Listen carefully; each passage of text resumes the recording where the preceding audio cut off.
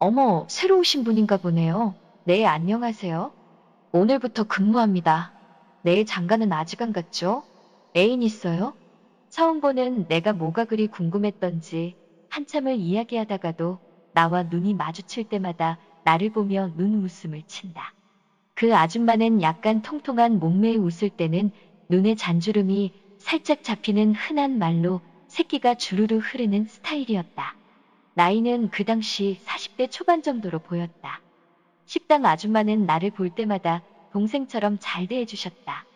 서울에서 멀리 떨어진 곳까지 와서 혼자 지내는 게 안타까워 보였는지 갈 때마다 반찬도 이것저것 한두 가지 더 챙겨주시고 이따금 퇴근하는 길에 날 불러 세우더니 밑반찬을 따로 챙겨주곤 하셨다.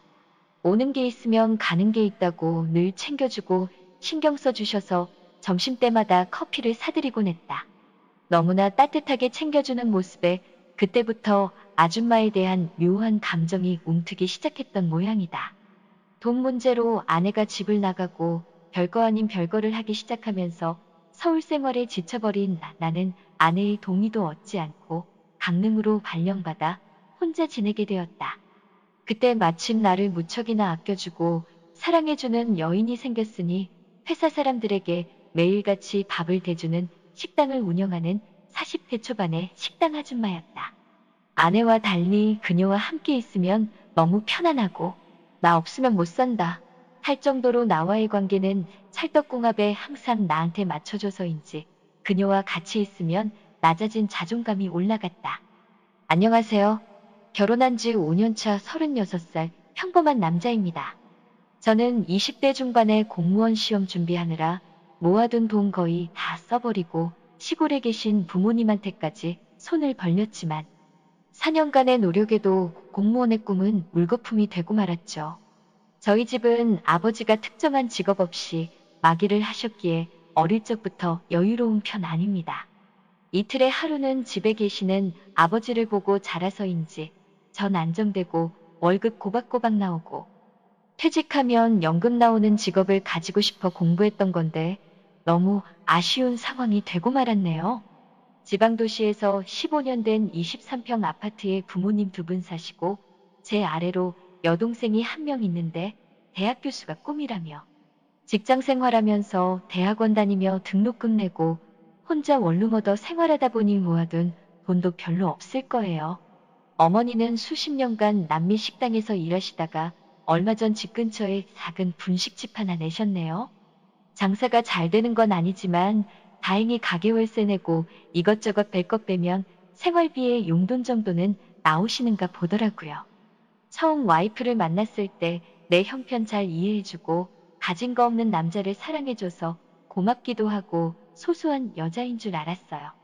근데 막상 결혼하고 나니 저랑 좀 다르다는 걸 느꼈고 처갓집에 처음 인사드리러 가던 날 서울에서도 꽤나 집값이 비싼 동네인데 집도 너무 인테리어가 잘 되어 있고 넓은 아파트였어요.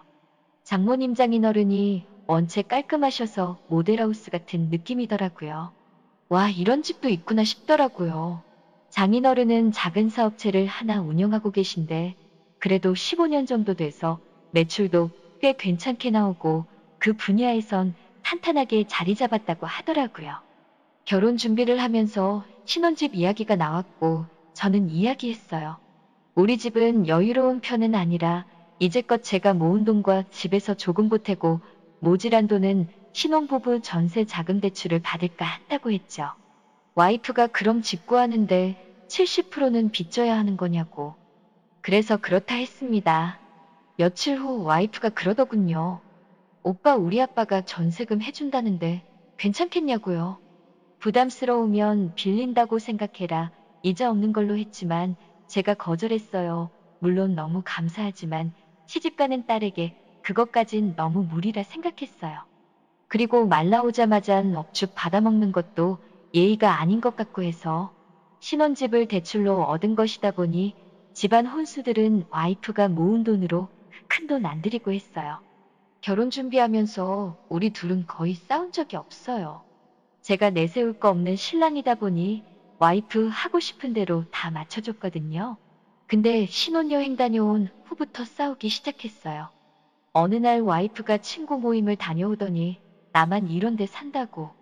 다들 새 아파트에 집도 이쁘게 꾸미면서 자랑하고 난린데 난 이게 뭐냐고 툴툴 대더라고요. 첫 출발선부터 다르지 않냐고. 걔네는 빚 없이 시작하는데 우린 수억을 빚지고 시작해서 어느 세월에 월급 모아서 따라잡냐고. 평생을 내 집장만 못하고 이러고 살아야 하는 거 아니냐면서 말이죠.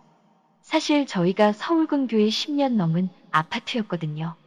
평수는 24평이고 집 주인분께서 그동안 리모델링 아예 안 하셔서 촌스럽기는 했네요. 아내가 내 돈 들여 이쁘게 고치고 싶어도 2년 계약에 남의 집인데 손 뗄 수도 없고 또 화장실만 다녀오면 타일 색깔이 너무 마음에 안 든다며 투덜대요. 근데 와이프 친구들은 다들 새 아파트 분양받았거나 2에서 3년 지난 깨끗한 아파트에 다 자가이다 보니까 친구 집 놀러 갔다가 비교가 많이 되었나 봐요.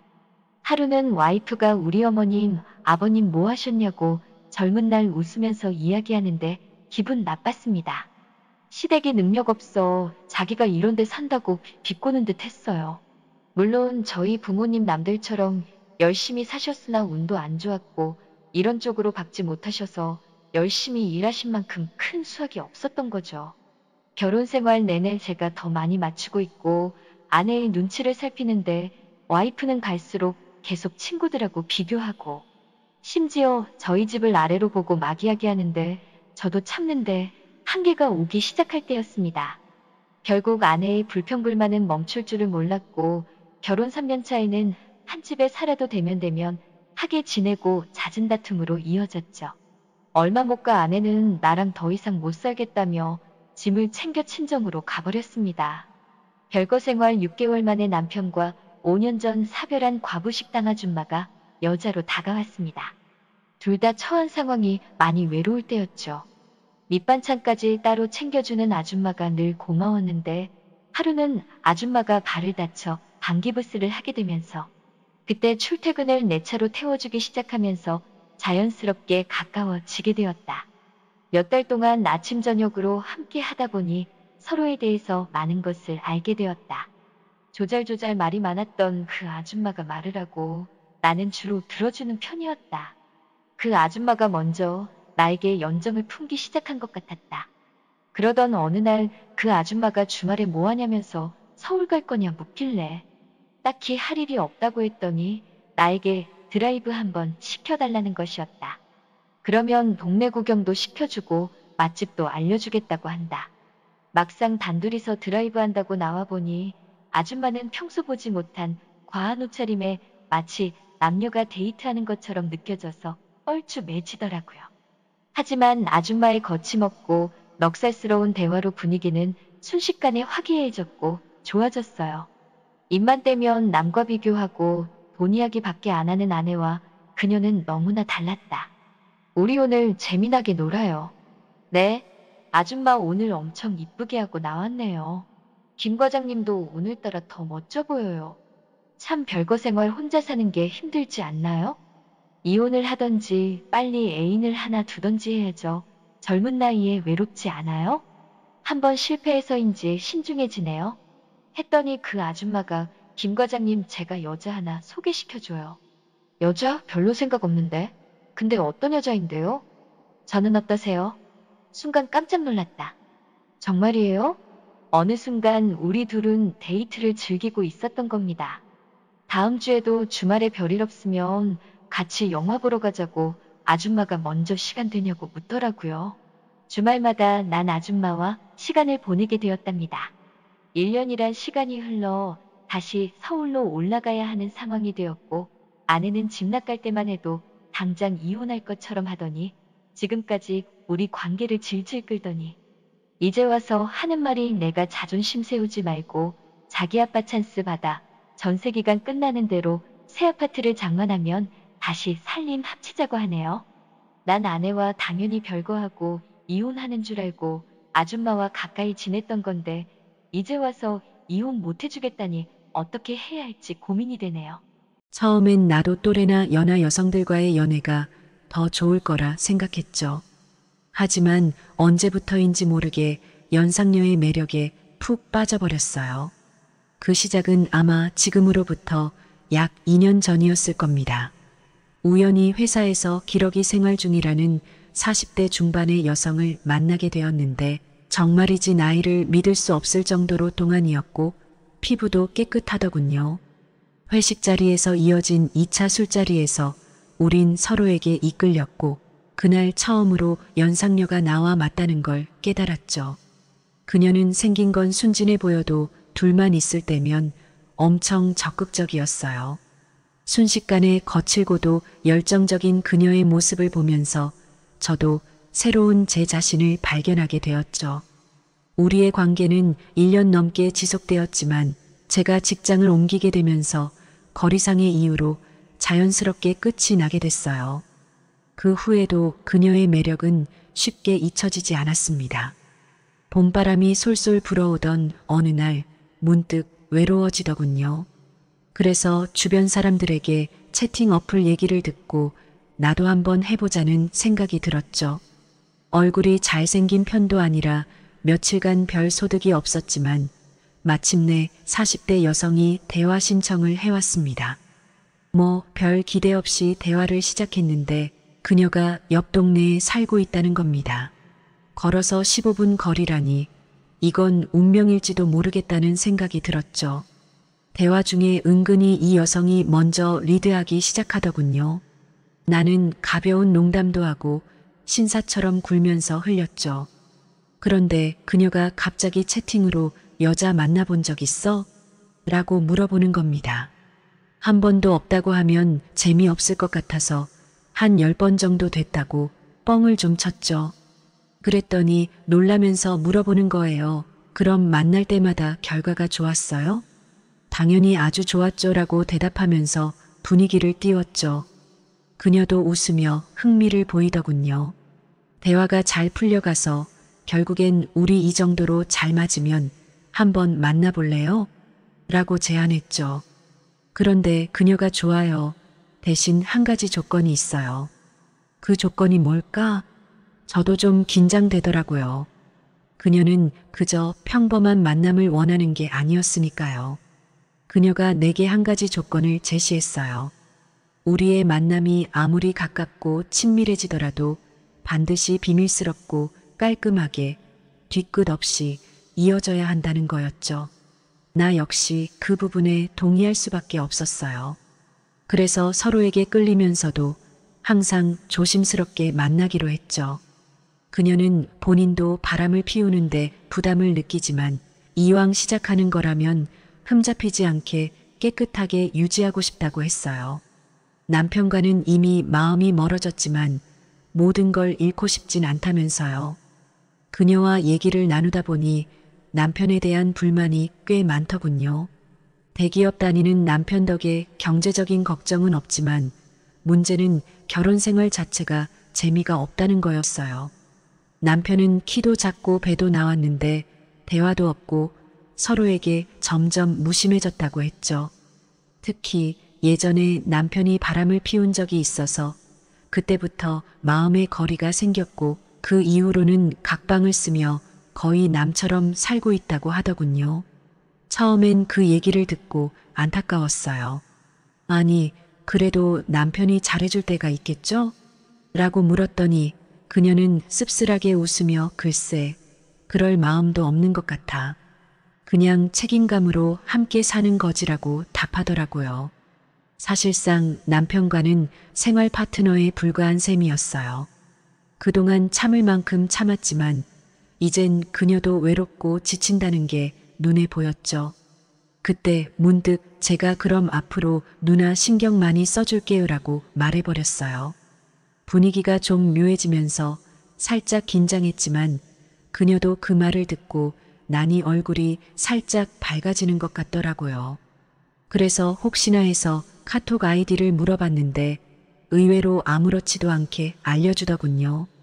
그날부터 슬슬 카톡으로 안부를 묻고 일상 얘기도 나누면서 서로에게 조금씩 다가갔죠. 거의 일주일간 빠짐없이 연락을 이어가며 점점 친해졌어요. 어느 날 그녀가 솔직하게 사실 나도 남편처럼 누군가 다른 사람을 만나보고 싶다는 생각을 한 적은 있어. 근데 겁이 나서 용기가 안 나더라라고 털어놓는 거예요. 남편과 각방을 쓴 지도 벌써 1년이 넘었는데 그런 생활 속에서 그녀도 외로웠던 거죠. 걸리면 이혼당할 것 같아서 두렵긴 해라는 그녀의 말에 나도 모르게 뭐 살다 보면 한 번쯤은 재밌는 일도 있어야 하지 않나요? 라고 농담을 던졌어요. 그러면서 대화를 이어가다가 결국 서로 한번 만나보기로 약속했죠. 마음에 들면 계속 보고 아니면 다시 만나지 않는다는 조건으로요. 마지막으로 나는 사람들 눈 피해서 우리 집에서 만나는 건 어때요? 하고 농담처럼 말을 꺼냈어요. 그랬더니 그녀가 잠시 머뭇거리더니 의외로 그래, 괜찮겠지? 라고 대답하더군요. 기다리는 동안 얼마나 설레던지. 그리고 그날 그녀가 약속 장소의 모습을 드러냈는데 한결 산들산들한 치마에 미소를 띠고 있더라고요. 둘이 커피 한잔하며 이런저런 얘기를 나누는데 눈빛이 조금씩 깊어지는 게 느껴졌죠. 그러다 불쑥 내가 물어봤어요. 누나, 저 괜찮아요? 그러자 그녀가 고개를 끄덕이며 미소 지어주더군요. 그렇게 우린 서로에게 빠르게 끌려 들어갔고 새롭고 신선한 경험으로 가득한 순간을 시작하게 되었어요. 두 번째 만남은 정말 우연한 계기로 시작되었죠. 처음엔 단순히 채팅만 하기로 했는데 일주일쯤 대화를 나누다 보니 서로의 이야기가 궁금해져서 결국 얼굴을 보기로 했어요. 사실 유부녀는 내게도 처음이었고 그녀도 총각은 나처럼 처음이라며 조금 긴장하는 듯 했지만 기대와 설렘이 묻어났죠. 만남은 은근히 격식 없는 분위기로 진행되었어요. 꼼장어 집에 자리를 잡고 소주잔을 기울이며 이런저런 얘기를 나눴어요. 이야기를 듣다 보니 그녀가 은근히 남편과의 관계에 대한 답답함을 토로하며 가끔 술친구로 지내면 어떨까? 라는 제안을 해왔어요. 나와의 만남을 통해 조금이나마 삶의 활력소를 찾고 싶었던 걸까요? 그녀의 말을 듣고는 나도 흔쾌히 고개를 끄덕였죠. 시간이 지나며 서로 편해진 우리는 자연스럽게 다음 장소로 우리 집을 선택하게 되었어요. 집으로 향하는 길은 설렘이 가득했고 도착해서는 둘만의 시간을 갖게 되었죠. 그 이후의 이야기는 상상에 맡길게요. 다만 우리 둘 다 예상치 못했던 즐거운 순간이었고 그렇게 첫 만남부터 깊은 인연이 되었습니다. 그 후로 우리는 더 자연스러워졌어요. 이제는 누나 뭐해요?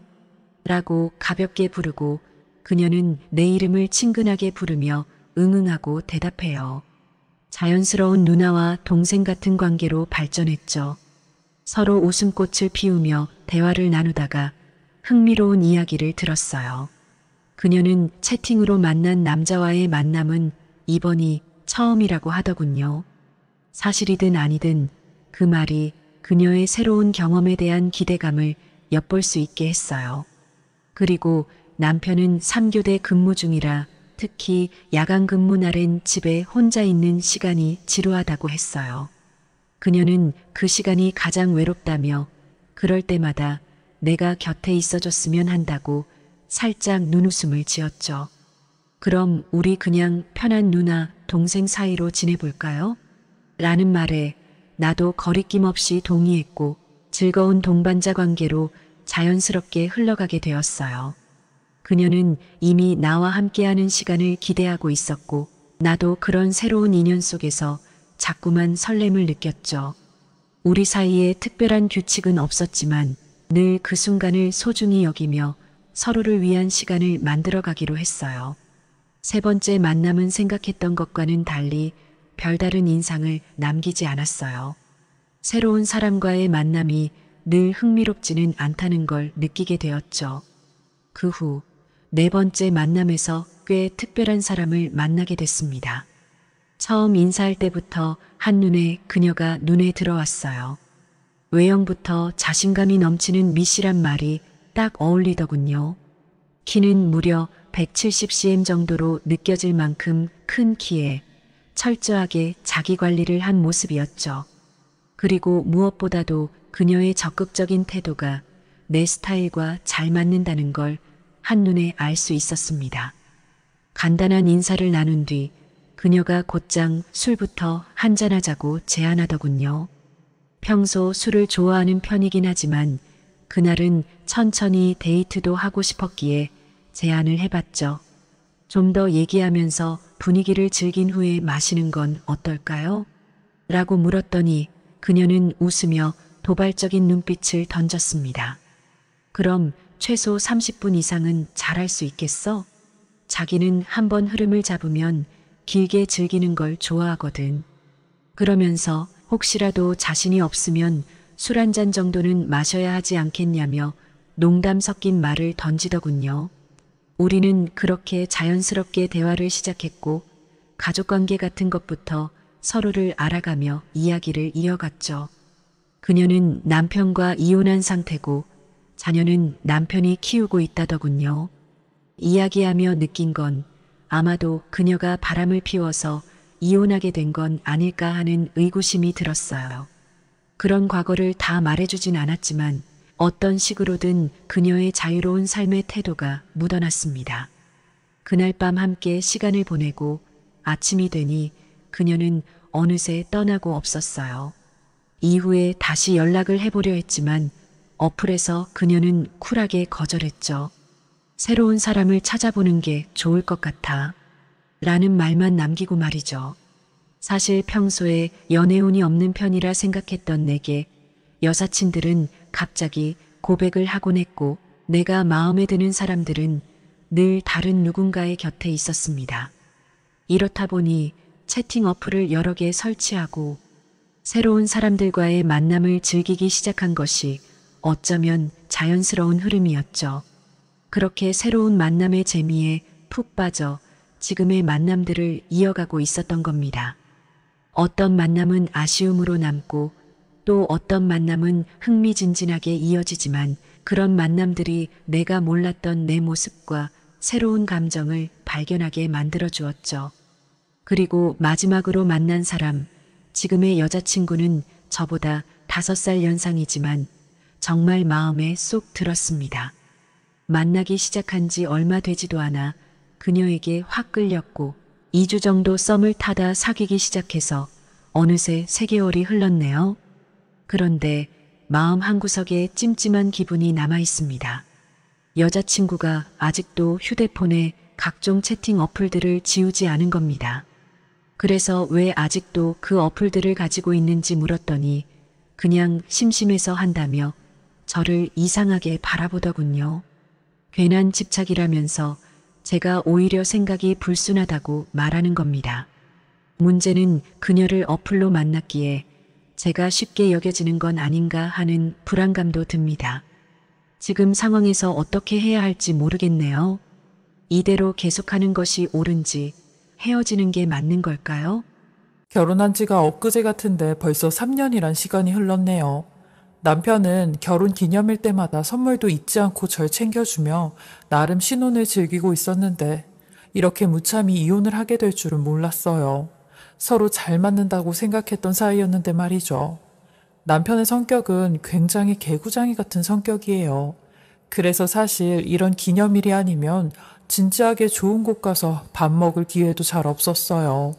저보다 4살이 많은데도 항상 중학생 아들을 키우는 것처럼 살았거든요. 남편은 종일 저 놀려먹는 재미로 사나 싶을 만큼 저녁마다 몰래 숨어있어 절 놀래키기, 곤충 인형 던져놓기 등 신혼 내내 악소리를 안 내고 하루를 지나친 적이 없을 정도였죠. 그래도 한편으론 이런 면이 귀엽기도 하고 차분한 저와는 정반대의 성격이라 남편을 볼 때마다 애처럼 순수하고 밝은 면이 마냥 신기하기만 했었죠. 이런 것들이 모여져 나중엔 호감으로 그 이후엔 결혼으로 이어졌던 것 같아요. 남편과 함께 있으면 밝아지는 분위기가 저는 좋았어요. 그래도 한 번씩은 진지할 때도 있어야 했는데 침대에서조차 남편은 장난치기 바빠 분위기가 제대로 잡히지 않을 때가 참 많았죠.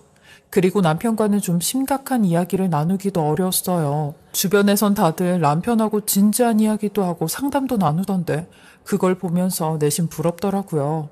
노후나 아이에 대한 고민은 1분도 가지 않아 다시 장난으로 이어져 버리니까요.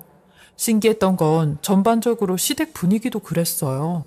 처음 어머니에게 인사를 갔을 때도 전 긴장해서 어른께 예의를 잘 갖춰야지 매 순간이 떨렸는데 생뚱맞게 어머니는 끼 많은 며느리가 와서 집안 분위기를 재밌게 더 올려주면 좋겠다며 농담처럼 노래나 춤을 준비해 오면 더 이뻐할 거란 말을 하더라고요.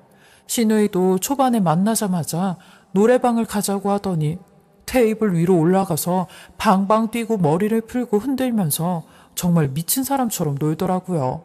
시댁 식구들 모두 흥이 많아서 저는 늘 구경꾼처럼만 바라봐야 했죠. 사실 시어머니 앞에서 신혼만큼 놀기도 쉬운 일이 아니잖아요. 명절에도 한 번씩 가족들이 모이면 가장 스트레스 받는 일이 장기자랑이었어요. 시부모님은 꼭 장기자랑으로 용돈을 주시곤 했는데 그때마다 저는 속으로 돈 필요 없으니까 제발 시키지만 마 하고 간절히 기도를 했죠. 제가 그럴 때 노래하는 걸 부끄러워하면 꼭 어머니는 쟤는 우리 식구 안 같아. 겉돈다니까 꼭 분위기를 망쳐. 그런 말로 상처를 주더라고요. 사람마다 각자 성격이라는 게 있는데 이 집에선 적응 못한다는 취급을 받더라고요. 정말 겉돈다는 말이 저한테 밴 것 같았어요. 그리고 시어머니는 한 번씩 대놓고 다른 며느리였으면 얼마나 좋았을지 하필 저라서 실망했단 표현까지도 툭툭 뱉곤 했어요. 서로가 마음에 안 차는 건 어쩔 수 없으니까 그러려니 했죠. 그래도 남편은 최소한 제 분위기라도 살펴가며 장난을 치는데 시어머니가 치는 장난엔 이상한 저의가 강하게 있었어요. 꼭 저를 우스운 꼴로 만들기 위해서 때 아닌 분위기에 노래를 해보라거나 재밌는 이야기를 하라고 등 떠밀면서 곰 같다, 둔하다, 조선시대에 태어났음 딱 맞는 스타일이다 라는 말을 했죠. 그런 이야기도 지겨울 만큼 많이 들어서 언젠가부터 씹어 삼키게 되었어요. 만날 때 모아둔 모진 말들을 헤어질 때 퇴하고 뱉어서 잊어버렸죠. 그게 제가 편하게 사는 길이더라고요. 그렇게 지내던 어느 날 시어머니와 식사를 같이 했는데 그날은 어머니가 집에서 먹자고 하시더라고요. 저도 좋은 과일을 사들고 갔어요. 괜히 이상한 걸로 트집 잡히기도 싫어서 가장 좋은 걸로 사서 갔죠. 어쩐지 평탄하게 시간이 흐르더라고요. 그렇게 정말 딱 밥만 먹고 나올 생각이었어요. 밥 먹고 소파에서 다 같이 드라마를 보며 갈 타이밍을 보고 있는데 시어머니가 갑자기 자리에서 벌떡 일어나더니 나 해보고 싶어 라는 뜬금없는 소리를 하시는 겁니다. 시어머니의 눈은 TV 드라마를 향해 있었고 드라마 속 장면을 보며 나 저거 해보고 싶다고 라고 하는 겁니다. 그 장면은 바로 악독한 시어머니가 며느리 뺨을 사정없이 후려치고 맞는 며느리는 휘청거리며 이상하게 넘어지는 상황이었어요. 시어머니는 절 보며 저걸 한번 해보자는 식의 이상한 제안을 하시는데 전 설마 싶었고 적당히 빠질 생각으로 아무런 말도 안 하고 가만히 있었죠. 그러더니 아니 나는 며느리하고 사이가 좋은 편이잖아? 그래서 난 드라마 보고 얼마나 사이가 안 좋으면 저렇게까지 하나 궁금하기도 하고 저런 경험을 못 해봐서 아쉬워 라고 하니 시누이가 엄마 그것보다 더한 것도 있어. 어느 드라마에선 김치로 막 싸다구까지 날려 라며 나서더라고요. 그 말에 시어머니 깔깔대며 어머 김치로 싸다구를 날려? 그거 너무 웃기다. 신선하네? 얘 며느라 우리도 한번 해보자. 응? 내가 궁금해서 그래. 내가 한때 배우가 꿈이었거든. 내 소원 한 번만 들어주면 안 되겠니? 그냥 장난이라 생각하고 라는데 이게 뭔 미친 소리인가 어리둥절해 있었어요. 근데 이런 저와는 다르게 시누이와 시어머니 그리고 심지어 남편까지 신이 나선 통쾌한 기분 내 재료를 준비하더라고요. 그 뒷모습을 보고 있으니 정말 기가 찼습니다. 이 집안 식구들 머릿속이 궁금해졌죠. 그리고 한편으론 시어머니가 저를 은근히 미워하는 건 알았지만 때리고 싶을 만큼 내가 정말 싫구나 라는 생각도 들더라고요. 그렇지 않고서야 굳이 막장 드라마의 장면까지 재현해서 그러고 싶겠냐고요. 제가 어이가 없어 하는 동안 김치가 제 앞에 왔더군요. 시어머니는 제 팔을 찰싹 때리더니 얘, 또 분위기 못 맞추고 표정 봐라. 아니 너는 내 소원이라고 하는 이거 하나 못 해준다니? 내가 너한테 뭐 대단한 걸 바라는 것도 아니고 라는데 시댁은 당장이라도 TV에 출연해도 될 만큼 장난이 과했고 자기들끼린 재밌어 죽는 표정이었어요.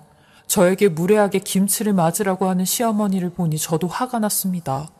게다가 옆에서 북치고 장구치고 하고 있는 남편까지 보니 정말 화가 치밀더라고요. 전 그런 시어머니에게 어머님, 지금 장난이 너무 과한 거 아니세요?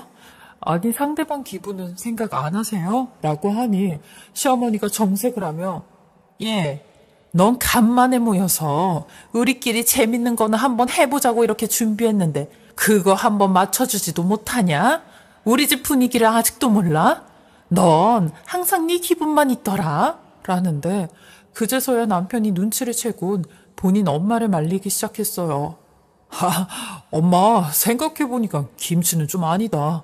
그리고 엄마 며느리 성격 알잖아. 부끄러움이 많아서 그래. 엄마가 한 번만 봐줘. 하니 아유 맨날 마지막에 분위기 이딴 식으로 만드는 거 하루 이틀이어야지. 너는 데려와도 꼭 우리 집 분위기에 맞는 여자애 데리고 오라니까. 아유 치사해 치사해 라는데 저도 그 말에 오기가 생겨 어머님 그럼 드라마라 생각하고 한 대 치세요 라고 했죠. 그러니 시누이가 언니는 무슨 말을 그렇게 해요?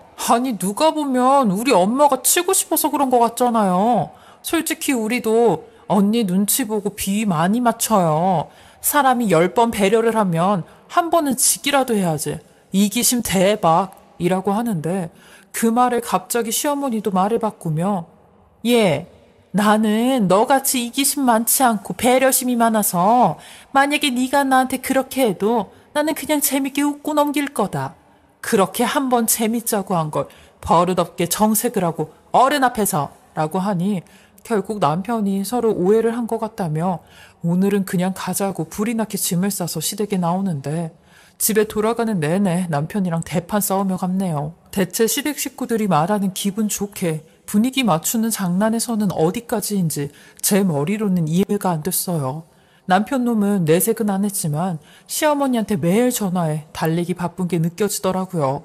그리고 며칠 후 시어머니는 제게 먼저 연락을 해. 며느라, 아무래도 내가 너한테 실수를 한 것 같아서 사과를 해야 될 것 같은데 집 앞 카페에서 우리 만날까? 라고 하시는데 저 또한 이런 시어머니의 한풀 꺾고 들어가는 사과에 금방 마음이 풀려 어머님, 저도 그날 죄송했어요.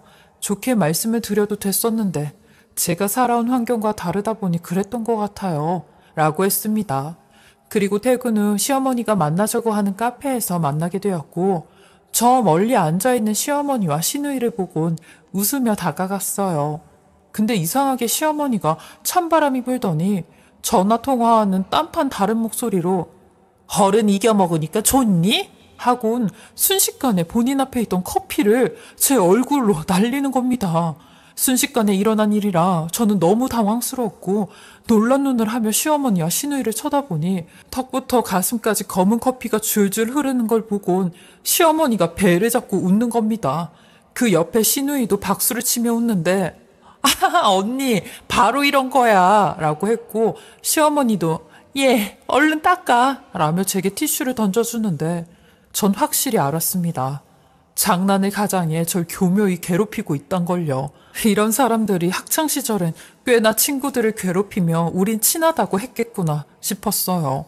그리고 저번처럼 같은 방식으로 표정 굳히고 나올 일은 아닌 것 같다는 생각이 들며 저도 머리를 굴리기 시작했죠. 시어머니란 인간이 친 장난이라는 게 이런 식이라면 똑같이 되갚아 주려고요. 가슴은 타들어가지만 애써 웃으며 어머님 이런 걸 해보고 싶으셨는지 몰랐어요.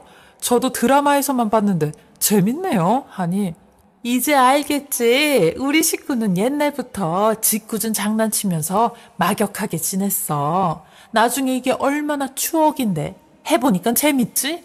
라는 시어미에게 네, 드라마 주인공이 된 기분이네요. 라고 했어요.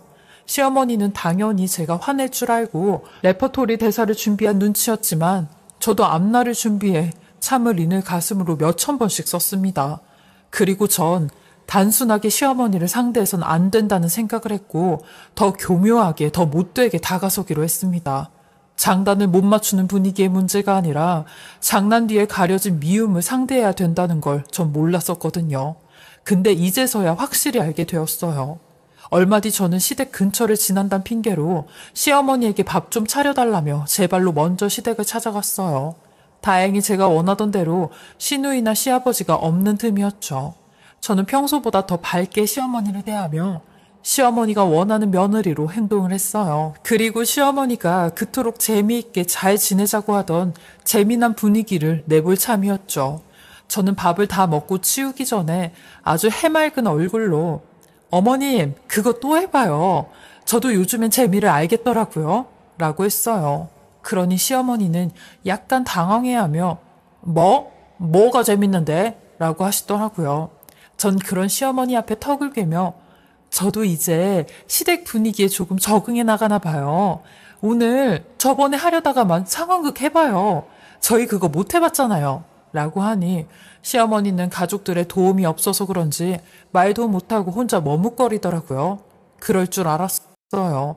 그리고 전 망설이는 시어머니를 향해 가차없이 밥상 위에 남아있던 김치를 시어머니께 쏟았습니다. 그리고 통쾌한 마음으로 웃었어요. 그러니 시어머니는 빽빽 소리를 지르시며 너 미쳤냐고 악을 쓰시는데 저 또한 그런 시어머니 모습에 어머님 어떠세요? 당해보시니까 화나시죠? 사실 어머님 저한테 욕하고 퍼붓고 싶은 그 마음들 장난이란 말로 잘 포장해서 저 괴롭히셨잖아요. 아니세요? 그게 아니면 장난이란 식으로 저한테 커피 쏟아붓고 연기라는 식으로 김치 싸다고 날리고 싶다고 하겠어요? 만약에 저한테 했던 행동들이 전부 다 장난이셨다면 저도 어머님한테 김치 쏟은 거 장난이에요. 재미쩌고 한 건데 어머님도 표정 푸세요. 원래 이런 거 좋아하시잖아요.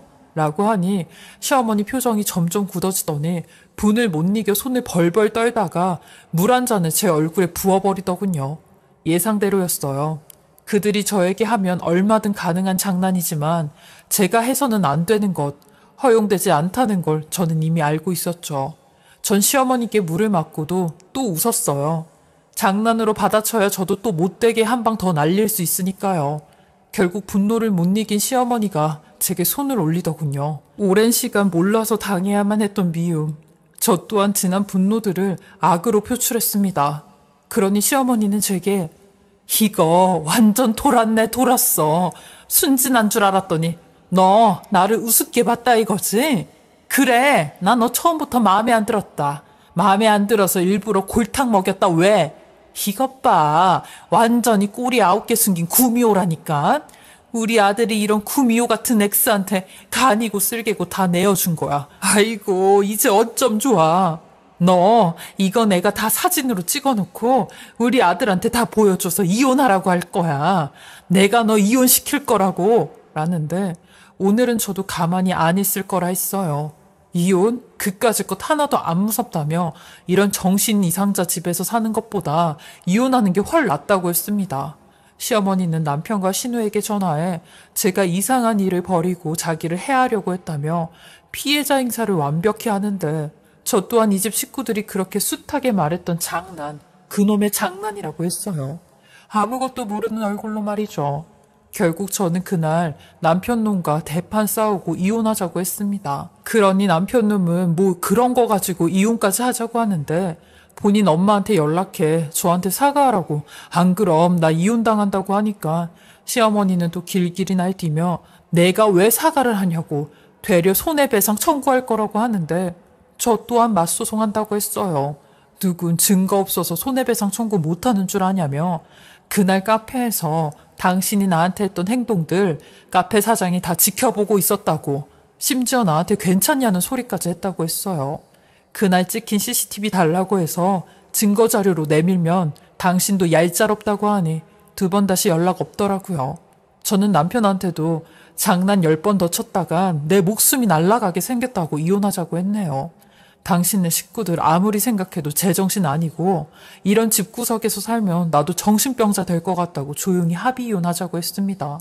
그러니 남편 놈은 울며불며 절대 안 된다고 하는데 이혼 안 해주면 소송 건다고 하니 마지못해 이혼 서류에 도장을 찍더군요. 아마 제 이야기를 들으시는 분들 중에는 뭐 그렇게까지 하냐, 너도 CM이랑 똑같은 사람이다 생각하시겠지만 저처럼 그런 수모를 안 당하신 분들은 아마 제 심정 모르실 거라 생각이 듭니다. 시어머니 정말 사람을 미치게 하는 재주가 있거든요. 저는 그날 제가 한 일에 대해선 후회 없다 생각해요. 만약 제가 이혼하지 않고 시어머니가 제게 하는 행동들 그냥 냅두고 당하고 지냈다면 아마 전 커피뿐만이 아니라 더 심한 수모를 당했을지 모르거든요. 현재는 이혼하고 난 지 6개월 정도 지났는데요. 전 남편은 가끔씩 술 마시면 저한테 전화해 본인도 정신 차리고 사람 됐다며 한 번만 다시 생각해달라고 하는데 그 소리에 너 한 번만 더 전화하면 내 남자친구가 가만히 안 둔대. 그러니까 2번 다시 연락하지 마. 라며 거짓말을 했어요. 그렇게라도 해야 전 남편이 떨어져 나갈 것 같았거든요. 그러니 전 남편 놈은 이혼한 지 6개월도 안 됐는데 벌써 남자를 만나냐며 어떻게 그러냐고 하더라고요. 그 말에 대꾸도 안 하고 전화 끊어버렸네요. 암튼 저는 남자라면 질려버려서 지나가는 남자도 안 쳐다보고 있어요. 그냥 이렇게 혼자 씩씩하게 살아나가려고 합니다. 저의 막장보다 더 막장 같은 이야기 들어주셔서 감사하고요. 다들 건강하시고 행복한 가정 꾸리시길 바라겠습니다. 오늘의 사연 시작합니다. 안녕하세요. 불과 1년 전이지만 저는 지독했던 회사 생활을 청산하고 공무원에 도전하고자 노량진에서 공부를 하고 있었어요. 시간이 어쩜 이렇게 빠른지 9급 공무원이 된 지 1년밖에 안 됐는데도 그때의 기억이 참 옛날 일같이 느껴져요. 그럼에도 그때 있었던 한 가지 일은 어제 일처럼 생생한데요. 오늘은 친구들도 듣고 웃기다며 그런 일이 다 있냐고 신기했던 그 일 한번 풀어볼까 합니다. 저는 나이가 많다면 많고 적다면 적은 20대 후반의 9급 공무원에 도전했어요. 멀쩡한 대학교를 나와 작은 중소기업에 취업해 그래도 나름 회사 생활을 잘하고 있었지만 뭔가 아쉬운 생활이었어요. 연봉은 물론 하는 일도 상관없지만 뭔가 미래가 하나도 보장되어 있지 않은 느낌이었죠. 게다가 따지고 보면 하루 종일 주말까지 밤낮 없이 구르는 중소기업에서의 삶이 뭔가 여유롭지 않아 내 할 일 하기가 힘들었어요. 공무원은 안정적인 직장에 연봉도 갈수록 오르고 특히 누구도 나를 터치하지 않아 좀 더 심리적인 여유가 있을 것 같다는 생각이 들었죠. 학생 때 그렇게 공부를 잘했던 편은 아니지만 누구나 인정하는 악바리 정신이 있었던 저는 그 길로 공무원 시험에 도전하기로 했어요. 그리고 모은 돈도 꽤 있으니 부모님에게 손 안 벌리고 노량진 고시원 하나를 잡았어요. 그때는 공무원 시험에 대해 아는 게 별로 없으니 남들이 많이 한다는 길로 하다 보면 뭔가 되지 않을까 하는 생각이었죠. 아무튼 그렇게 고시원 생활에 접어든 저는 근처 학원도 다니면서 평범하게 공부를 했어요. 그 고시원에는 남자, 여자같이 살고 있었는데 층이 나누어져 있어서 서로 얼굴 볼 일은 없었어요. 어차피 공부하러 오는 마당에 여자라니 꿈도 꾸지 않았고 관심도 없었어요. 다만 공용으로 사용해야 할 세탁기나 주방은 한 층에 모여있기 때문에 가끔 공용 공간에서 여자를 마주치기도 했죠. 뭐 이리 보나 저리 보나 추레하게 다니는 저에게 관심을 가지는 여자는 물론 없었어요. 그래도 사회생활할 때는 멀끔한 정장을 입고 다니는 제 모습에 반해서 저를 쫓아다니는 여자들도 있었는데 가끔 그런 옛 추억에 젖을 때도 있었죠. 아무튼 고시원 생활이 3개월째 접어드는 날 평소와 같이 공부를 하고 저녁에 빨래를 찾으러 공용 공간에 갔어요. 평소처럼 미리 빨래를 돌려놓고 책을 보면서 조금 복습한 다음에 시간 맞춰 빨래를 찾으러 갔죠. 마침 딱 끝나 있는 빨래를 빨래바구니에 담고 방으로 발걸음을 옮겼어요. 다만 그날따라 너무 피곤해서 정리를 바로 못하고 잠에 들어 다음 날이 됐어요. 그날은 주말이라 강의는 없고 자율학습만 있는 날이었어요. 평소보다는 조금 여유 있게 일어나 빨래부터 정리하려고 했는데 하나하나 꺼내다 보니 이상한 게 껴있는 게 보였어요. 바로 내 것처럼은 보이지 않는 여자 속옷이었어요. 저는 순간 너무 당황하면서 어떻게 해야 하지 머리를 굴리기 시작했어요. 누가 보면 노량진에 공부하러 와서 괜히 나를 못 이기고 여자 속옷이나 훔치는 이상한 남자라고 생각할 것 아니에요. 그 일이 알려지면 큰일인데 어떻게 해야 그냥 넘어갈 수 있을까 머리를 굴렸죠. 저는 그래서 빨래방에 아무도 없을 때 몰래 가서 여자인 것처럼 보이는 빨래 바구니에 그 여자 속옷을 넣어놔야겠다 생각했어요. 그래서 얼른 속옷을 챙겨 들고 빨래방에 갔더니 다행히 아무도 없는 거예요. 누가 볼세라 정신없이 속옷을 휙 숨겨놓고 도망치듯 빠져나왔어요. 내 잘못도 아닌데 죄인이 된 것처럼 이러는 게 웃기기도 했지만 큰 일 나는 것보다야 낫다 속으로 생각했죠. 아무튼 그 일이 벌어진 지 이틀 뒤까지 저는 바보처럼 안심을 하고 있었죠. 평소처럼 공부를 하던 어느 날 빨래를 하러 공용공간에 갔는데 너무 놀랄 수밖에 없는 광경을 봤어요.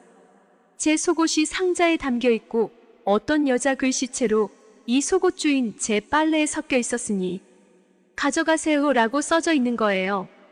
글쎄 제가 그때 여자 속옷을 빨래 바구니에 몰래 섞을 때 제 속옷도 같이 넣어버린 거죠. 아무리 정신이 없어도 그렇지 미쳤다고 자책하면서 부끄럽기도 한 그런 느낌이었어요. 다행히 제 속옷을 빨래 바구니에서 찾은 여성분은 별일 아니라고 생각하는 듯해서 다행이었지만 그럼에도 이렇게 공용 공간에 내 속옷을 떡하니 놓다니 진짜 부끄럽더라고요. 아무튼 그 옷을 보고 가져가려는 찰나 공용 공간에 어떤 여성분이 들어왔어요. 저는 흠칫하면서도 이미 제 속옷에 손이 가고 있던 와중이라 아무렇지 않게 옷을 잡고 주머니에 쓱 넣었어요. 부끄러워서 후다닥 나가려는 찰나 그 여성분이 말을 걸더라고요. 그 속옷 당신 거냐면서 내 빨래 바구니에 섞여 있길래 변태인 줄 알았다고 그러셨어요. 저는 이분이 그분이구나 라는 깨달음과 동시에 너무 놀라서 해명하기 바빴죠. 저의 정신산만한 해명에 그 여성분은 이내 웃음을 팡 터뜨리더니 괜찮다고 일부러 그런 것도 아니고 공용공간이라 자기 빨래 흘릴 수도 있는 거 아니냐 그러더라고요. 저는 속으로 너무 다행이라는 생각과 동시에 오랜만에 이렇게 여자랑 대화하고 있으니까 약간의 설렘도 느껴지는 기분이었어요. 그 여자분은 생각보다 터프한 성격의 남자다운 성격을 가지고 계셨는데 갑자기 저한테 공무원 공부하는 거냐며 틈틈이 같이 하지 않겠냐 그러시더라고요. 노량진이 수험생들의 성지인 이유가 사실 개인적인 것도 있다고 들어서 순간 그런 쪽으로 머리가 굴러갈 뻔했지만 본 목적을 잊지 않고 그러겠다 했죠. 그렇게 우리는 속옷이 뒤섞여버린 일화가 인연이 되어 같이 카페에서 공부를 하기도 하고 몰래 서로의 방에 가서 속닥거리며 공부를 하기도 했어요. 그러다가 어느 날은 침대에 엎드려서 같이 책을 읽고 있었는데 그 여자분이 빤히 쳐다보는 게 느껴졌어요. 그러면서 은근히 저에게 자기 몸을 붙이고 제 머리를 만지면서 후후 바람을 불더라고요. 책에 집중하고 있었던 제 집중력은 흐트러지고 이내 기분이 좋아지면서 귀가 빨개졌어요. 그분은 제가 엔돌핀이 도는 것을 안다는 듯이 제 귓가에 말을 하더라고요. 나 안아볼래 하면서 저를 꼬시는 말을 아무렇지 않게 했죠. 저는 너무 즐거운 나머지 짧은 반바지를 입고 있던 그녀를 안아주면서 입맞춤을 했어요. 혈기왕성한 남녀였던 저희 둘은 그렇게 고시원 방에서 억누르며 사랑을 나눴습니다. 그렇게 그녀와 하고 보니까 오히려 막혀있던 무언가가 뚫린 것. 마냥 공부에도 더 집중이 잘 되는 느낌이 들었어요. 공부 2년 차였던 그녀는 안정권으로 시험에 합격했고 저도 1년 차지만 하루도 안 빠지고 쉴 새 없이 공부한 끝에 합격할 수 있었죠. 지금 생각해보면 그녀에게 참 고마운 것 같습니다. 혈기왕성한 저 같은 남자는 어쩔 수 없이 욕망이 득실득실 끓을 때가 있거든요. 그거를 그분이 어느 정도 해소를 시켜줘서 이렇게 더 잘 되지 않았나 하는 마음이 있습니다. 다만 서로 공무원 시험에 합격하고는 어떻게 사는지 알 도리가 없지만 같은 공무원 세계에 있는 한 언젠가는 만날 수 있지 않을까 하는 기대가 있습니다. 혹여 다시 만나게 되면 그때는 더 멋진 모습으로 그녀를 꼬셔볼까 합니다. 오늘의 사연은 여기까지입니다. 구독, 좋아요 꼭 눌러주세요. 오늘도 와주셔서 감사드리고요. 바로 사연 읽어보겠습니다. 안녕하세요. 저는 올해로 57살이 된 아줌마입니다. 집에서 적적할 때마다 사연을 자주 듣곤 하는데 제게도 엄청난 일이 생겨 고민 끝에 이렇게 사연을 보내게 됩니다. 평생 살면서 겪질 말아야 했던 일을 겪게 되었네요. 저는 굉장히 이른 나이에 결혼을 하게 되었어요. 친정엄마의 급한 성격 때문에 선을 봐서 결혼을 하게 되었죠. 22살의 선을 봐 그의 겨울에 식을 올렸으니 제 주변 부부들 보면 대개 선보고 결혼하면 잘 안 맞는 부부들이 많은데 저희 부부는 좀 달랐어요. 낯간지러울 정도로 사이가 좋았는데 동네에서도 소문난 인구 부부였죠. 남편이 그 시대 사람들에 비해 사랑이 좀 많긴 했어요. 워낙 외동아들로 자라다 보니 본인이 받은 사랑을 베풀 줄도 알았나 봐요. 저는 5남매의 처녀로 자라다 보니 부모님한테 그런 사랑을 받아본 적이 없어요. 특히 아버지가 일찍 돌아가시면서 얼굴도 자세히 기억이 안 나고 엄마도 돈을 벌어야 했기에 바빴거든요. 저희 집은 이런 엄마를 도와 일찌감치 돈을 벌어야 했어요. 엄마는 5남매를 다 돈벌이로 생각을 했는데 나이가 어리든 많든 무조건 한 달에 얼마는 벌어서 집에 보탬이 돼야 했어요. 엄마는 여자가 배워봤자 쓸모도 없다며 학교도 안 보내주고 매일 밭일만 시켰어요. 사실 창피하지만 저는 초등학교도 졸업을 못했어요. 남들은 책가방 들고 학교 다닐 때 저는 밭일하면서 저 멀리서 남들 학교 가는 것만 쳐다보고 있었거든요. 어느 날은 엄마한테 학교 좀 보내달라고 했다가 직사게 혼이 났어요. 2번 다시 그딴 소리 하면 가만 안 둔다고 하시는데 그때는 엄마 말이 곧 힘이고 법이어서 더 이상 그 얘기를 할 수가 없었죠. 그리고 오빠나 남동생들은 그렇다 치지만 저나 언니는 빨리 시집을 가야 했어요. 엄마 말로는 여자는 빨리 시집을 가는 게 집을 도와주는 거라고 했죠. 쌀도 안 되지 물도 안 되지 아무 남자나 만나서 결혼하라고 했어요. 돈 많은 남자 만나면 더더욱 좋다고 하신 분이세요. 솔직히 제가 부모 복은 없는데 남편 복은 많았던 게 남편은 못 배운 저를 단 한 번도 부끄럽게 생각하지 않았고 공부가 하고 싶으면 언제든지 말하라고 본인이 서포트를 해주겠다고 했거든요. 저도 그런 남편의 말에 따라 공인중개사가 되었어요. 저희 남편 직업이 공인중개사였는데 부동산을 하면서 듣는 귀가 많아 부동산 투자를 아주 톡톡히 잘했거든요.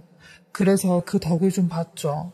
남편과 제 앞으로 부동산이 몇 채씩 생겼고 주머니도 좀 두둑해졌죠. 그리고 어려울 때마다 그거 하나씩 팔아 딸 2 대학 다 보내고 시집도 다 보냈습니다.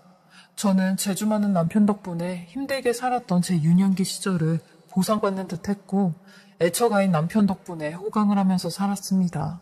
시어머니는 이런 남편을 못마땅하게 생각했고 저를 미워하시며 하나밖에 없는 아들을 뺏겼다고 시집살이를 좀 시키셨는데 그것도 남편 덕분에 버틸 수 있었어요.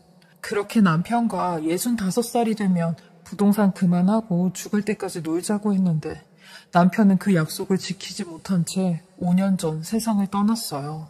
교통사고였는데 저희 둘째 딸이 경찰에 처음 뽑아서 지 아빠한테 드라이브를 시켜주겠다고 한 날이었어요. 근데 고속도로에서 2.5톤 화물 트럭이 졸음운전을 하다가 남편과 딸이 타고 있던 차를 그대로 들이받은 겁니다. 그 사고로 저희 남편은 그 자리에서 세상을 떠났고 둘째 딸은 아주 심각한 중상을 입게 되었어요. 그 소식을 듣는데 정말 하늘이 무너진다는 그런 표현보다 더한 느낌이었죠. 남편을 잃은 것도 너무 힘든데 딸까지 사경을 헤매고 있다니 몸이 너무 떨려 걸을 수조차 없었어요. 그때가 제 인생 제일 견디기 힘든 때였죠. 병원에 도착해 남편의 얼굴을 확인해야 하는데 그것조차 하지 못하겠더라고요. 그 문을 들어가야 하는데 정말로 발이 안 떨어지더라고요. 제가 도저히 못 보겠다고 하니 저 대신 제 큰딸이 들어가 남편 얼굴을 확인했습니다. 그리고 목 놓아 우는데 그때 흘린 눈물이 한강은 채웠을 거예요.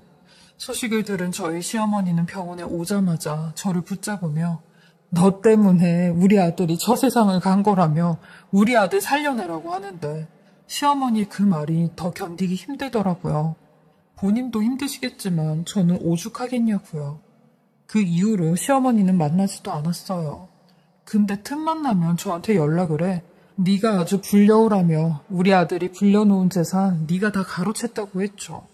그리고 중환자실에 있었던 저희 둘째 딸도 보름 만에 남편의 곁으로 가게 되었습니다. 어떻게 이런 일이 있을 수가 있는지 그동안 행복하게 살았던 제게 질투라도 하듯 견딜 수 없는 벌을 받는 것 같았어요. 저는 딸과 남편이 간 후로 제정신이 아니었어요. 우울증까지 와서 몇 년 동안은 아예 집 밖에 나가질 않았어요. 지금은 몇 월 달인지 몇 년도인지도 모를 정도로 살았거든요. 집에 햇볕이 들어오는 것도 싫어 온 집을 암막 커튼으로 다 쳐놓고 불도 켜지 않고 살았어요. 저희 큰딸은 지 남편을 따라 중국에서 생활을 했기에 어쩌다가 한 번씩 오면 오열을 하곤 했죠. 그렇게 폐인같이 살던 어느 날 초인종 소리가 들리는 겁니다. 찾아올 사람이 한 명도 없는데 말이죠.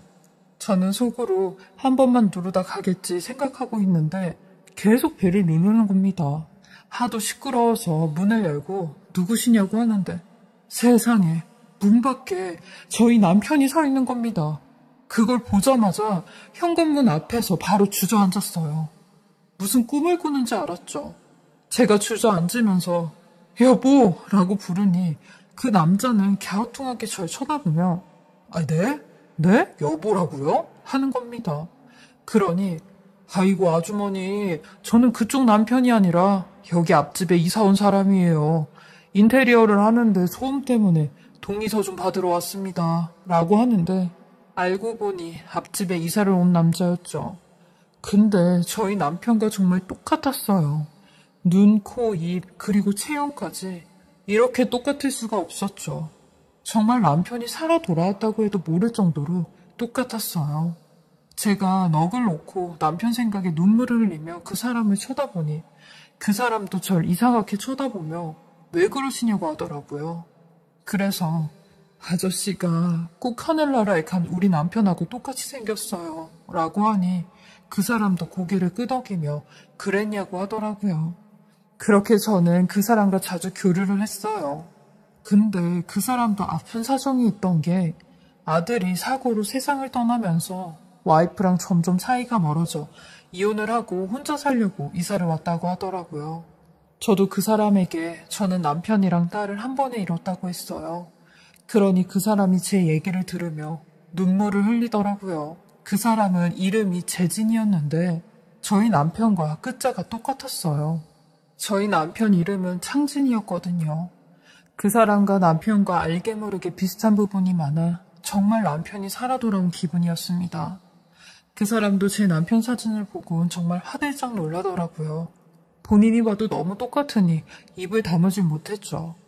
근데 그 사람 정말 마음씨가 착했던 게 제가 몇 년 동안 우울증을 앓고 있으니 저를 세상 밖으로 꺼내주려고 부단히도 노력을 해주었던 사람이었어요.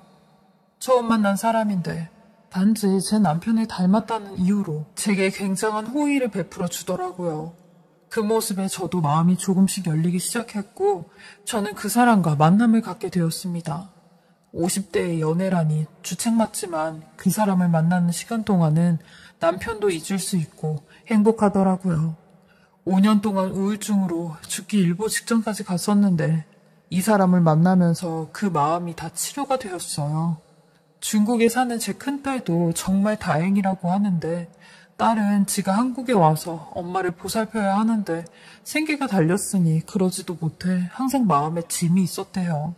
근데 제가 이렇게 다시 밝아진 모습을 보곤 저한테 더 적극적으로 만남을 가져보라고 했죠. 그리고 사실 그 사람이 제게 이렇게 잘해주니 저도 잘해주고 싶었어요. 그래서 도움을 주긴 줬어요. 사업을 하는데 투자를 좀 해달라고 해서 그 목적으로 제가 투자를 좀 해줬죠. 그렇게 그 사람과 1년 정도 만날 때였어요. 중국에서 살던 딸이 한국에 들어와 지방으로 이사를 오게 되었는데 딸을 만나러 가는 날이었어요. 기차를 타러 가는데 딸한테 갖다 줄 중요한 서류를 두고 온 겁니다. 그래서 급하게 다시 집으로 들어가는데 아니 저 멀리서 저희 시어머니가 제가 사는 아파트 단지 쪽으로 들어가시더라고요. 남편 그렇게 된 후로 한 번도 저희 집에 오질 않았는데 웬일로 우리 집에 다 오셨지? 하는 마음에 시어머니를 쫓아 들어갔어요. 역시나 제가 사는 층에서 내리시더라고요. 그래서 저도 따라 올라갔죠. 근데 문 앞에 계셔야 할 시어머니가 안 계시는 겁니다. 내가 사람을 잘못 봤나 생각하던 찰나에 어디선가 시어머니 목소리가 들려오는 겁니다. 근데 바로 앞집 재진 씨네 집에서 들리는 겁니다. 그리곤 두 사람이 같이 집 밖으로 나오는데 저는 후다닥 비상 계단 쪽으로 몸을 숨겼고 그 둘의 대화 내용을 듣게 되었어요.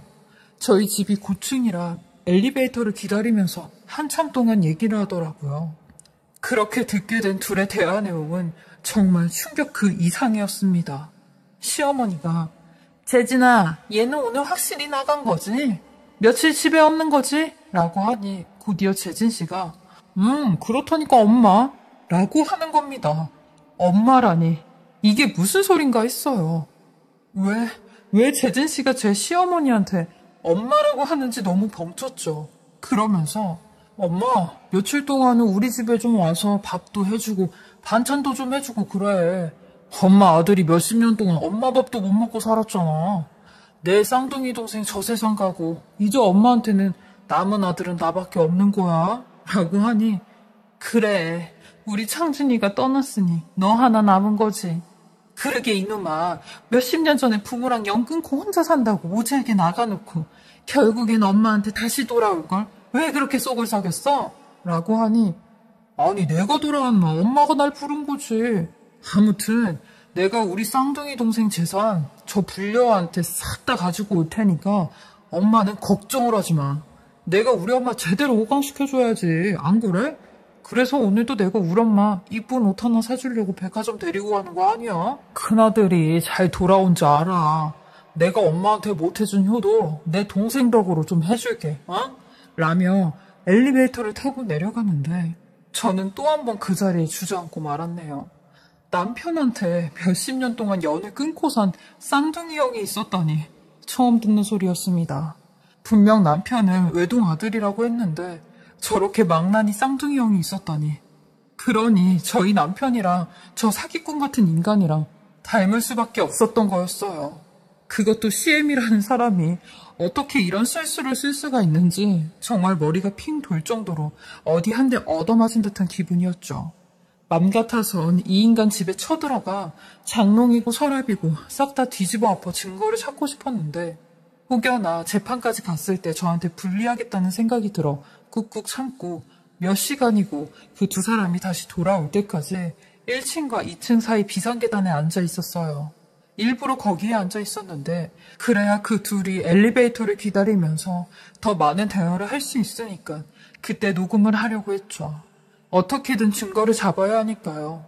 그렇게 비상계단에 가만히 앉아 노을이 툭 떨어지는 걸 보고 있는데 왜 이리 눈물이 쏟아지는 줄 몰랐어요. 먼저 간 남편을 원망할 수도 없는 노릇이고 제 신세만 한탄했죠. 남편을 닮은 사람이 나타나는 순간 제 마음이 흔들린 건 사실이었고 그것 때문에 분간을 못해 간이고 쓸개고 다 내어줬으니까요. 제가 등신이었죠. 하지만 시모나 이 인간 재진 씨나 제가 약해질 대로 약해졌을 때 저한테 접근을 한 건 명백히 잘못된 일이었어요. 그리고 한 두어 시간이 지나 그 둘이 들어오더라고요. 역시나 제 얘기와 돈 얘기를 하는데 증거로 딱 좋았죠. 야 재진아 이제는 걔한테 이런 잔잔바리 돈은 그만 받고 부동산으로 받으라고. 우리 창진이가 가기 전에 사놓은 부동산이 몇 개는 될 거야. 그걸 싹 받아내야지. 그래야 내가 여한이 없어. 걔가 외로워하면 네가 좀 외로움도 달래주고 하면서 살살 긁어보라니까. 이라고 하니 엄마 안 그래도 나도 그렇게 해서 돈 좀 더 가지고 오고 싶지. 근데 저 세상 간데 쌍둥이 동생이 하늘에서 지켜보는 것 같아서 여간 찝찝하더라고. 라고 하니 시애미가 지 큰아들 놈의 등짝을 탁 때리며 그게 뭐가 찝찝해? 하늘에 있는 네 동생도 널 자랑스럽게 생각할 거다. 그 불려한테 재산이고 부동산이고 다 뺏기는 것보다 지 엄마랑 지 형이 가지고 있는 게 훨 낫지. 내가 아주 다 뺏어올 거야. 라고 하는데 일단 녹음을 다 해놓고 둘이 엘리베이터를 타기 전에 후다닥 비상계단으로 내려갔어요. 그리고 귀청이 떨어질 정도로 소리를 질렀죠. 야, 이 사기꾼들아. 니네가 진짜 사람이니? 니들이 그러고도 창진 씨 부모고 형제야? 하늘에서 지켜보고 있을 내 남편이 두렵지도 않아? 라고 했죠. 그러니 시무랑 남편 쌍둥이 기겁을 했고 눈이 휘둥그레져 저를 쳐다보는 겁니다.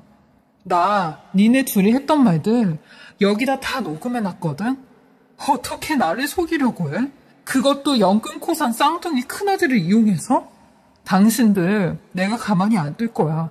나한테 뜯어간 돈이랑 나한테 사기친 것들까지 싹 다 고소해서 죗값 치르게 할 거라고. 이 노인네야, 당신 나이 80 먹어서 거기 가서 한번 썩어봐 하며 경찰서 간다고 아파트 대문을 막 나가려고 했어요. 그러니 시모는 제 팔을 잡아당기며 제 핸드폰을 막 뺏으려고 하는 겁니다. 남편 쌍둥이 형도 저를 붙잡으며 이런 불려가 끝까지 여우짓을 하고 있네? 너 진짜 혼나볼래? 하는데 저는 아파트가 떠나갈 듯이 도와달라고 소리를 질렀어요. 그러니 1층에 사시는 분들이 나와 무슨 일이냐고 했고 그분들한테 경찰 좀 불러달라고 했어요. 이 두 사람 당장 잡아가야 된다고 했죠.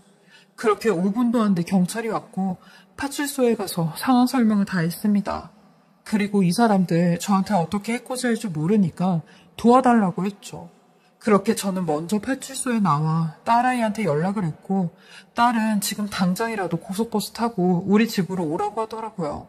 딸 말에 지갑만 딸랑 챙겨서 딸네 집으로 갔습니다. 가면서도 몸을 얼마나 바들바들 떨고 갔는지 몸을 웅크려서 가느랴 도착해서 내리려고 하니 몸이 움직이질 않더라고요. 딸을 보자마자 저는 억장이 무너져 엉엉거리고 울었네요. 딸은 무조건 고소하자고 할머니나 아빠 형이라는 사람이나 사람이 아니라고 노발대발했어요. 저는 당분간 딸네 집에서 지내면서 딸과 함께 소송을 준비하고 있어요. 사기죄로 그 두 인간들 가만히 안 둘 거라 마음먹고 있습니다. 그리고 저한테 뜯어간 돈도 다시 받아와야죠.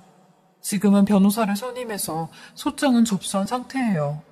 그리고 얼마 후 CM이랑 그 인간 둘 다 소장을 받았는지 저한테 연락이 와서 애미야 소리하며 얼굴 보고 얘기하자고 지금 어디에 있냐고 내가 그리로 간다고 하는데 저는 여기 오는 순간 당신네들 또 경찰에 신고할 거라고 죗값 더 받고 싶으면 한번 와보라고 어떻게 됐는지 보자고 했네요.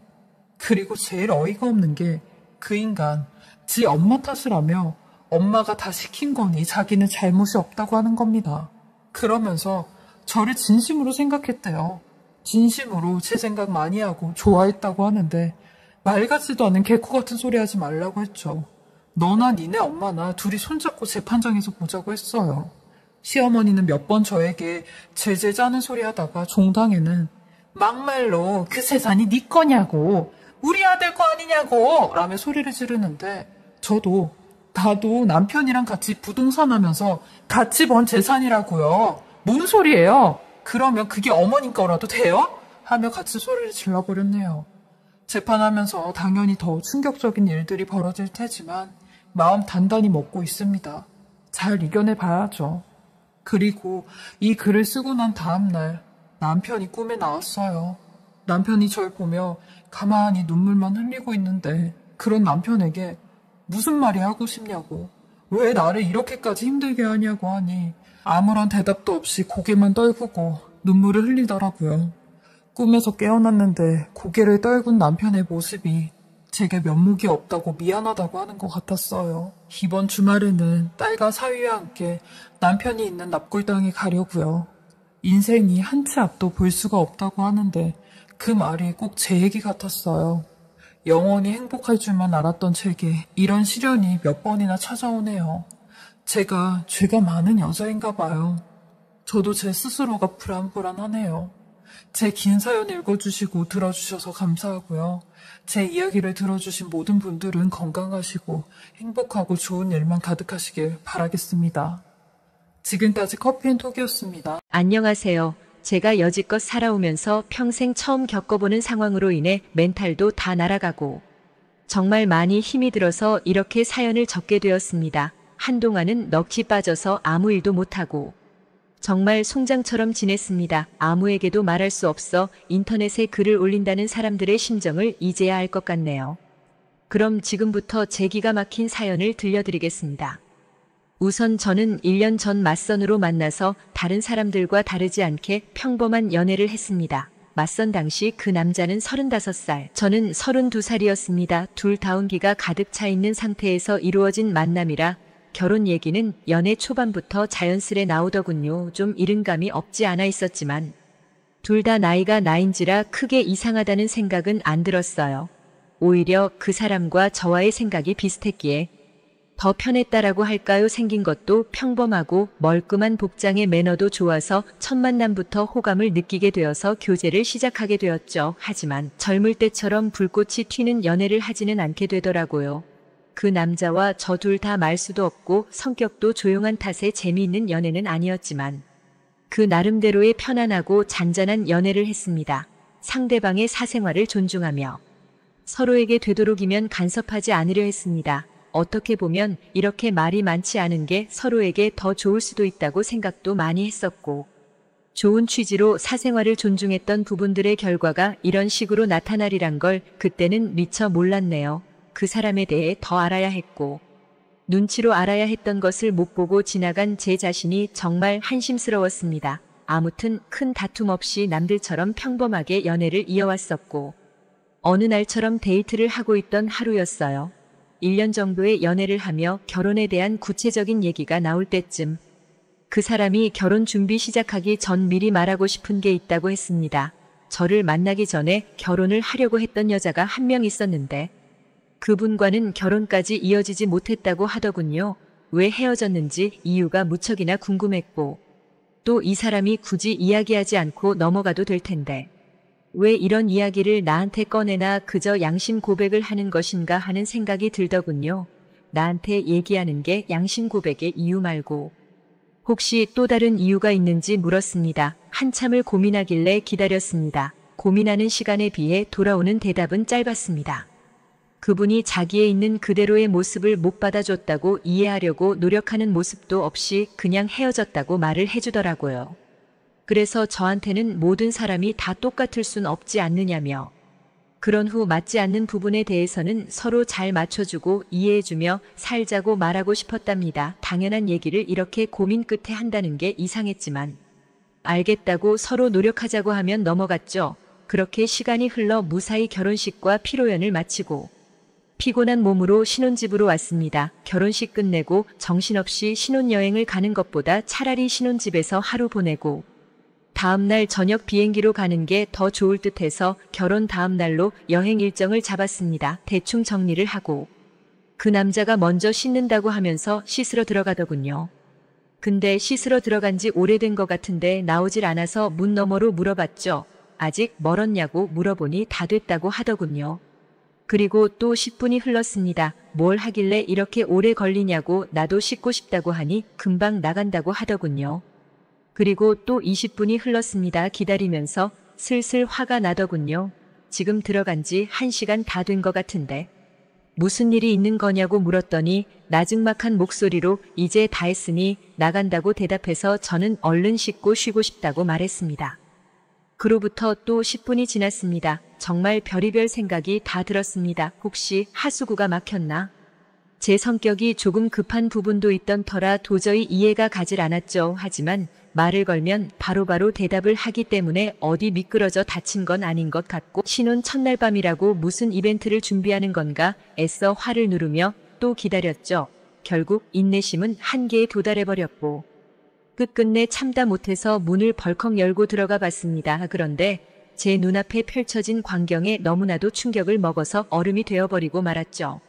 그냥 그때 느꼈던 감정을 어떤 말로도 표현할 수가 없을 정도였습니다. 화장실 안으로 들어가 보니까 말로 표현 못할 만큼 이상한 복장을 하고 있었고 한 손에는 어디서 구했는지도 모를 이상한 걸 들고 변기 뚜껑 위에 쪼그리고 앉아있더라고요.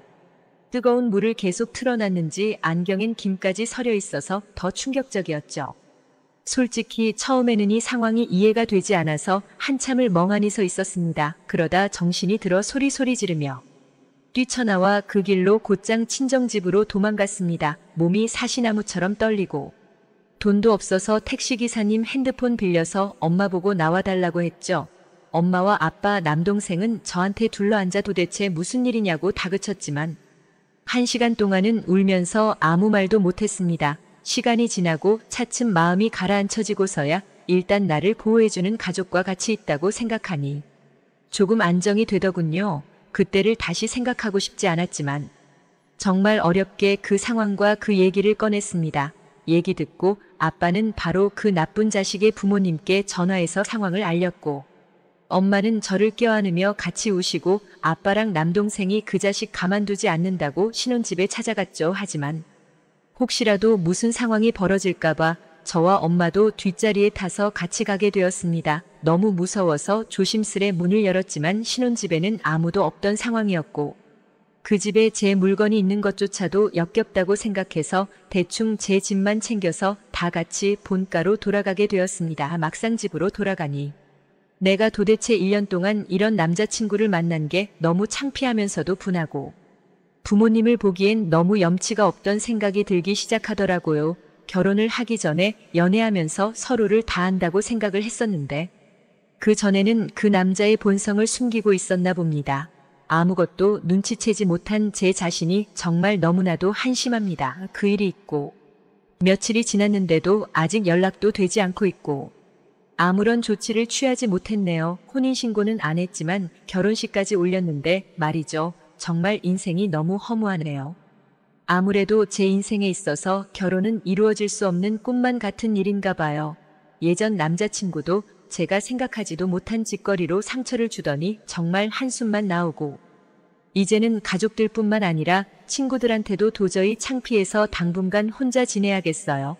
그리고 축의금이나 이런 것도 어떻게 해야 할지 도저히 감이 서지를 않습니다. 부모님께서는 그냥 놔두라고 말씀하시는데 하루도 채 안 되어서 이혼했다고 하면 사람들이 저를 어떻게 생각할까 싶어서 걱정입니다. 그냥 친척분들은 평생 한 번 오신 거라고 생각하고 주변 지인들과 친구 그리고 회사 직장 동료들한테는 축의금을 돌려주는 게 어떨까 생각하고 있습니다. 솔직히 저도 억울하다면 억울하고 제가 피해자니까 이해를 해주지 않을까 하는 생각인데 여러분들 생각은 어떠신가요? 정말 하루하루가 너무 답답하고 한숨만 늘어가고 이 상황을 빨리 잊고 지냈으면 하는 바람이 가장 클 따름입니다.